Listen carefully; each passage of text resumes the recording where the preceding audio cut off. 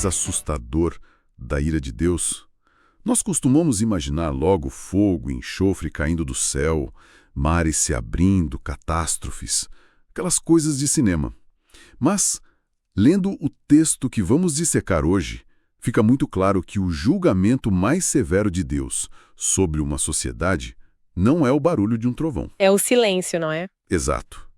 É o ato divino, silencioso e terrível de Deus simplesmente cruzar os braços, dar um passo para trás e entregar a humanidade aos seus próprios desejos. Essa é uma realidade inescapável que explode a partir do versículo 18 do primeiro capítulo de Romanos.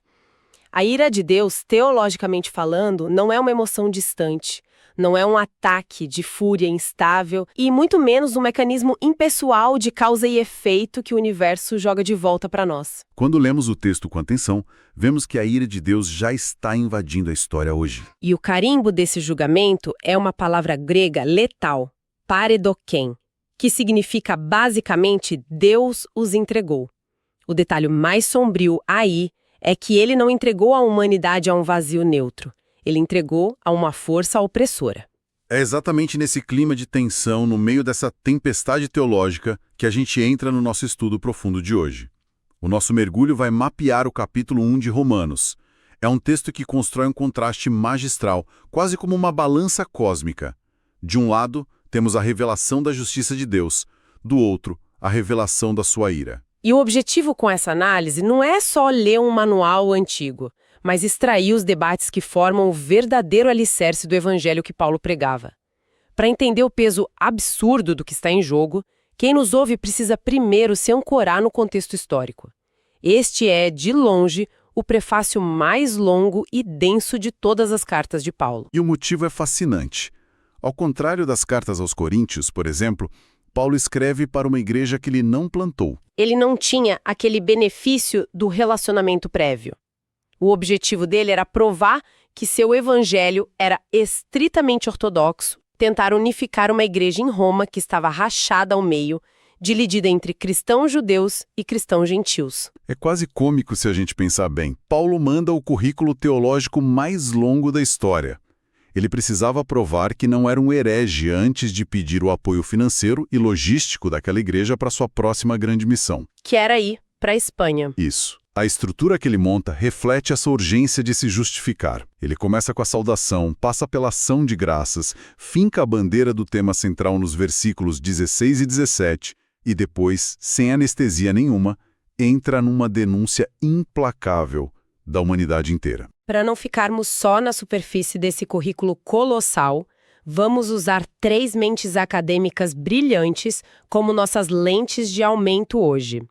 Douglas Moo, Thomas Schreiner e Beverly Gaventa.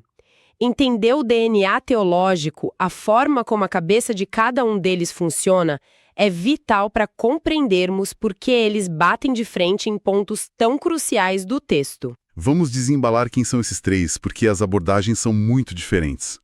Começando por Douglas Moo. Ele tem uma visão sintética e profundamente pastoral. É aquele estudioso que busca o equilíbrio metodológico. Ele tenta harmonizar a ação de Deus salvando o seu povo lá no Antigo Testamento com a ideia de que o crente recebe um status posicional de justiça no Novo Testamento. Moo é a ponte entre essas ideias. Já Thomas Schreiner entra na sala com uma lente vigorosamente reformada. Ele faz uma exegese histórico-gramatical que não deixa passar uma vírgula. Para Schreiner, a prioridade inegociável em Romanos é defender a doutrina da justificação forense. Ele é o cão de guarda dessa ideia de que a salvação é uma declaração puramente legal, um decreto de tribunal. Ele protege o texto contra qualquer leitura que tente misturar essa justificação legal com transformação moral humana. E aí vem Beverly Gaventa, e meio que vira a mesa. Ela traz uma perspectiva fascinante, uma lente fortemente apocalíptica. Para ela, ler Romanos não é ler um manual sobre como resolver nossas falhas morais individuais, que é o jeito clássico que o Ocidente gosta de ler. Para Gaventa, Romanos é sobre o próprio Deus invadindo a história, rasgando o tecido do tempo e do espaço, para derrotar poderes cósmicos gigantescos que escravizam a criação.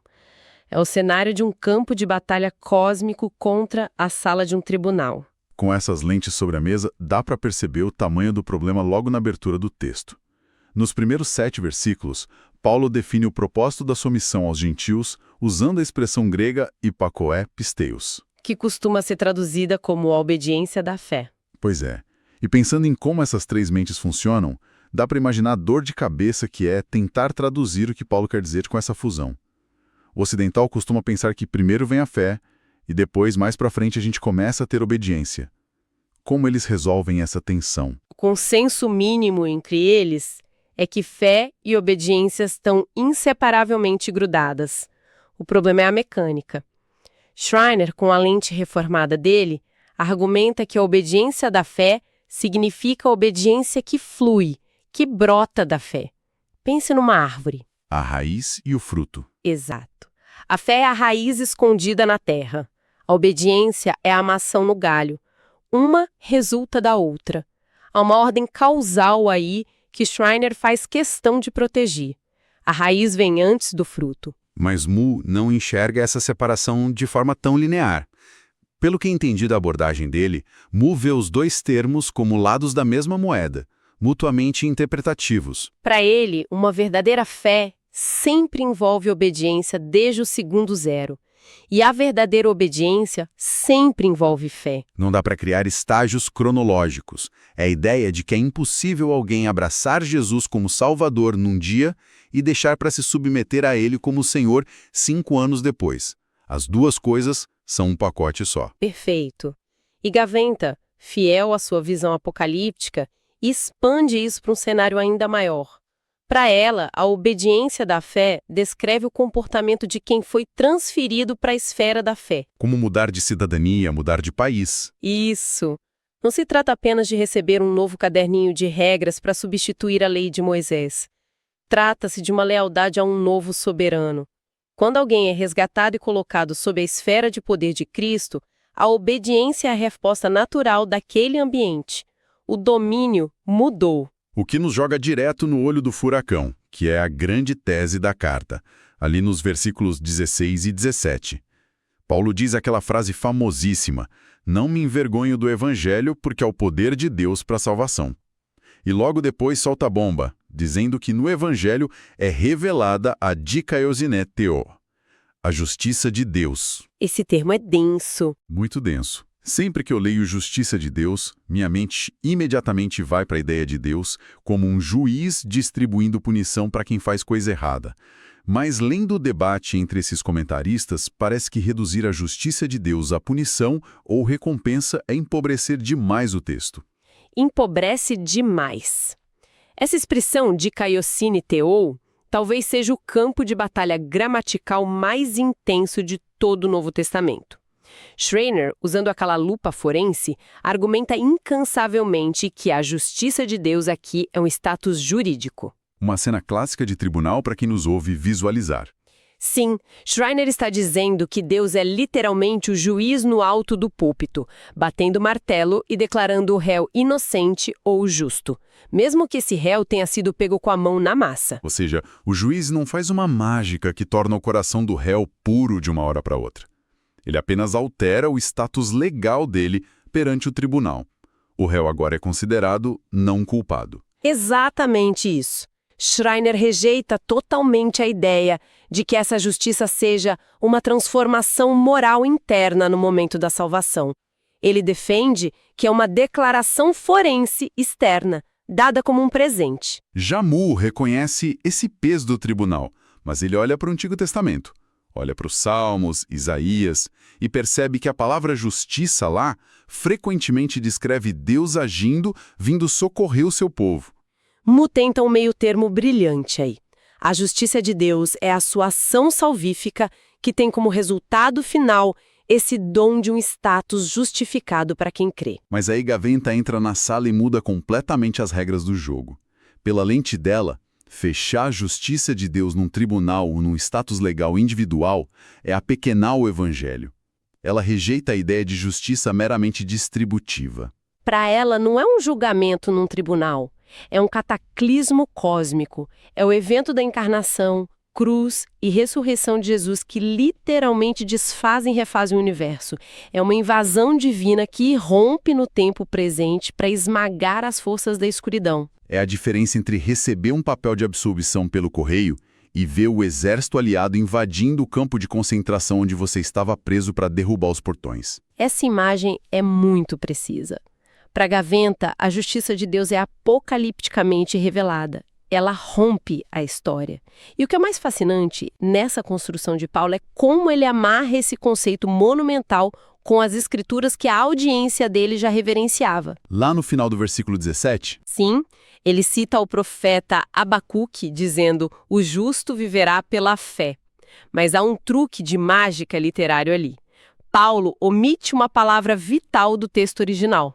esse é um daqueles detalhes que fazem a gente perder o sono.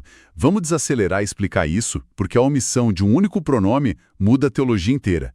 Imagine que estamos lendo um contrato antigo e apagaram a palavra meu com corretivo. No texto hebraico original, e também na Septuaginta que eles usavam, a ênfase de Abacuque apontava para a fidelidade de Deus. Era algo como: "O justo viverá pela minha fidelidade". A ênfase estava no caráter imutável de Deus, ou, em algumas leituras judaicas da época, na fidelidade do crente em observar a lei de Moisés. Mas Paulo corta o pronome possessivo. Ele simplesmente diz: o justo viverá pela fé. Ao fazer isso, a manobra exegética dele desloca os holofotes. Ele tira o peso da obediência estrita à lei judaica e aponta os refletores para a absoluta confiança. É a dependência total que uma pessoa tem em Cristo. A fé deixa de ser uma demonstração de currículo moral e passa a ser a via única de acesso à salvação, de mãos vazias. É um golpe de mestre retórico de Paulo. Salvação unicamente pela fé. Quem estava ouvindo a carta em Roma provavelmente respirou aliviado nesse ponto. Mas a alegria dura pouco, porque no versículo 18 o chão desaparece. Paulo faz uma curva fechada e nos joga no abismo da condição humana. Ele apresenta o reverso absoluto da moeda. Se antes tínhamos a revelação da justiça, agora temos a revelação da orgeteteu, a ira de Deus.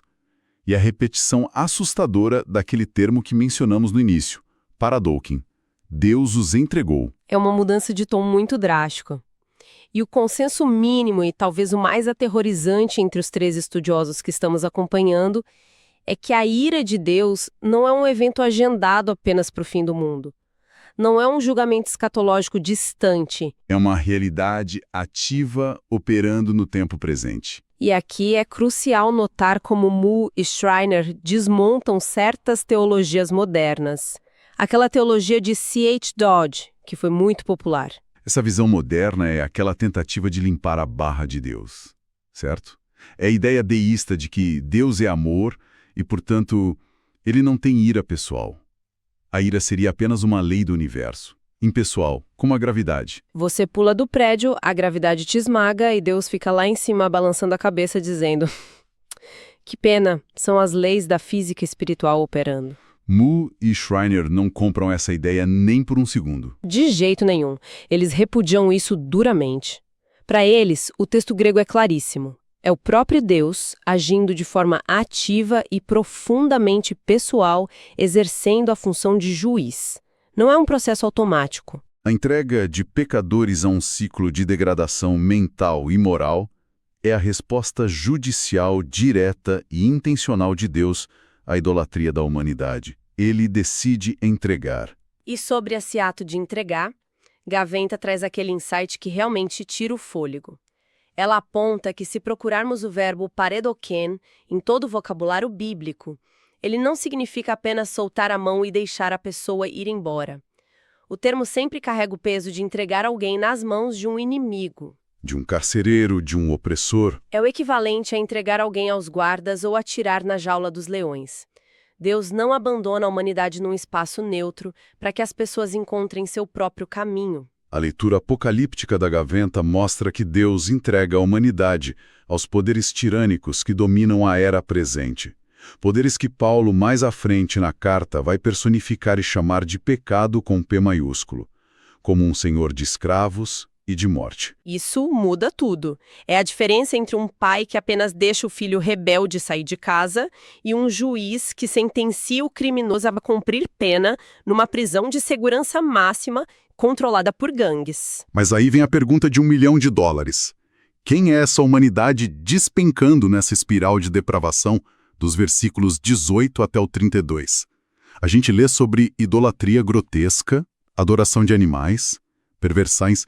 Quem é o alvo de Paulo aqui? Essa é uma das divisões metodológicas mais ricas entre os nossos 3 guias. Schreiner foca na retórica brilhante de Paulo. Ele argumenta de forma muito sólida que Paulo está desenhando um retrato exclusivo do mundo pagão, do mundo gentílico. Faz sentido. Os judeus daquela época, pós-exílio, tinham muitos defeitos, mas eles já não construíam bezerros de ouro nem adoravam imagens de répteis. Exatamente. Então, segundo Schreiner, Paulo está montando uma armadilha retórica deliberada. É uma verdadeira emboscada literária. Paulo está pintando esse quadro pavoroso da sociedade pagã justamente para fazer o leitor judeu, o moralista da época, balançar a cabeça e concordar. Tipo, é isso aí, Paulo. Essa gente pervertida merece mesmo o julgamento de Deus. Ele faz o religioso bater palmas no capítulo 1, para no capítulo 2 trancar a porta, virar o espelho e dizer: você que julga faz exatamente as mesmas coisas. Maravilhoso. Mas Moe e Gaventa enxergam a abrangência desse texto de forma ainda mais profunda e dolorosa, não é? Sim. Eles notam que a linguagem que Paulo usa, falando de trocar a glória do Criador incorruptível pela imagem da criatura, é um eco direto, quase um plágio intencional da história de Gênesis. A sombra do Éden está projetada em cada versículo. Portanto, não é apenas um ataque aos gentios.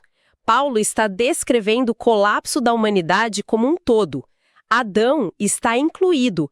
Judeus e gentios respiram o mesmo ar tóxico dessa catástrofe que foi a rebelião original. Se nós colocarmos essas 3 visões lado a lado e forçarmos uma síntese, o resultado é muito poderoso. Temos 3 abordagens que causam fricção, mas que se completam absurdamente bem. Schreiner é o guardião dos termos legais. Ele blinda a doutrina da justificação contra qualquer moralismo de obras. A frase que resume o peso dele é dura, mas necessária.